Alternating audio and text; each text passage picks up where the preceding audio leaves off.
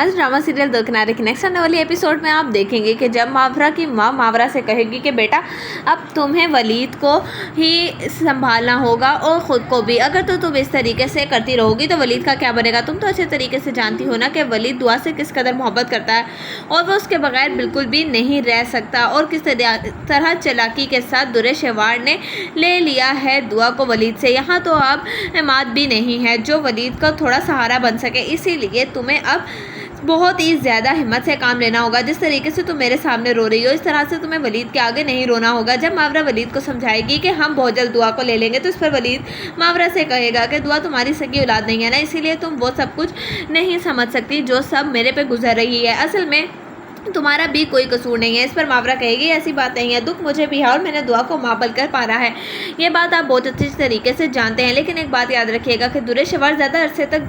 दुआ को अपने पास नहीं रख सकती, क्योंकि वो अच्छे तरीके से जानती है कि दुआ बीमार रहती है और उसने इसी वजह से तो दुआ को छोड़ा था। वलीद को तो दुआ की वजह से कुछ समझ आ ही नहीं रहा होगा, वो उल्टा मावरा पे ही भड़क उठेगा और कहेगा कि देखा मैंने तुमसे पहले ही कहा था कि एक ना एक दिन तुम्हें भी मेरी बेटी बीमार लगेगी और मैं भी, इसलिए बेहतर यही होगा कि तुम मुझे छोड़कर चली जाओ अपने घर। इस पर मावरा कहेगी कि क्या हो गया है, दुआ को मैंने भी खोया है, सिर्फ आपने नहीं, लेकिन आप तो बिल्कुल ही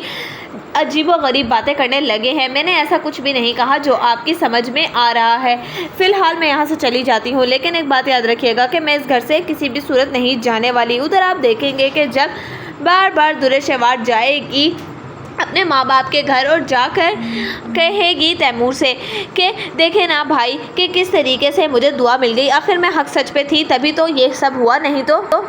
आखिर कोर्ट मेरे हक में फ़ैसला क्यों देता है। इतनी ही देर में वहाँ पर आयमा आ जाएगी और वो कहेगी कि कोर्ट ने सिर्फ और सिर्फ आपकी मक्कारी की वजह से आपके हक में फ़ैसला दिया है, नहीं तो ऐसा कुछ भी नहीं होना था।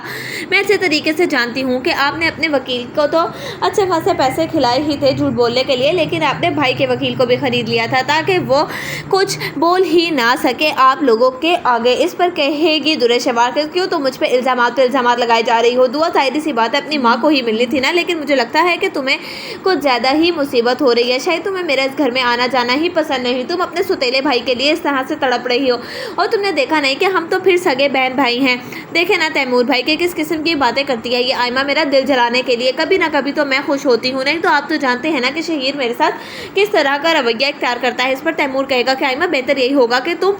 दुरे शेवार के मामलात से दूर रहो। उधर आप देखेंगे कि जब शहीद घर आएगा और वो दुआ को इस तरह से रोता हुआ देखेगा और देखेगा कि दुआ की तबीयत ख़राब हो रही है तो वो फ़ौरन से दुआ को हॉस्पिटल लेकर जाएगा, और जैसे ही दुरे शेवार आएगी तो वो दुरे शेवार पर चीखेगा और चिल्लाएगा और कहेगा कि अगर जो तुमने इसकी परवरिश नहीं करनी थी या फिर इसका ख्याल नहीं रखना था तो तुम इसको इस घर में लेकर ही क्यों आई हो। अगर तुम्हें वक्त पर इसको यहाँ ना लेकर आता तो तुम जानती हो कि ये बच्ची मर भी सकती थी। इस पर दुरे शेवार कहेगी कि हाँ बीमार तो ये वैसे भी है, अगर मर भी जाती तो इस पर शहीद कहेगा कि तुम जानती हो कि तुम एक गुनाह का काम कर रही हो।